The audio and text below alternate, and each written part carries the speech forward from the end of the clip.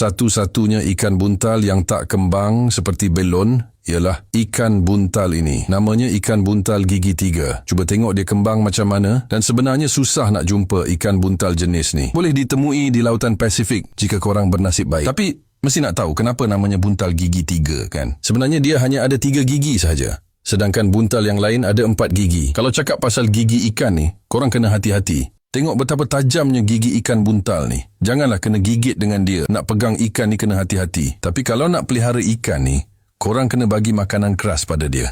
Kalau tak, giginya akan jadi panjang. Sebab tujuannya untuk trim gigi tu. Jadi kalau jumpa ikan buntal yang giginya panjang semacam, itu tandanya owner dia tak bagi makan kerang. Jadi ikan buntal bukan hidup di air masin saja ya. Ada juga ikan buntal air tawar. Tapi jangan tertipu dengan rupa dia. Sebab ikan buntal ni terkenal kerana agresif tau. Walaupun rupa dia macam comel kan. Cumanya jangan campurlah dengan ikan lain.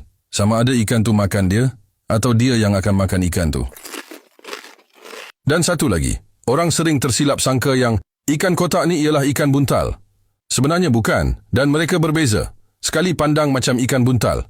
Tapi sebenarnya bukan. Jadi, apa beza ikan buntal dengan ikan kotak? Ikan kotak badannya keras. Dia tak boleh mengembang macam belon tu. Tak kisah yang boxfish, cowfish atau trunkfish. Tapi ikan buntal, badannya lembut. Sebab tu dia boleh mengembang. Walaupun nampak macam sama, keluarga ikan kotak bukanlah ikan buntal.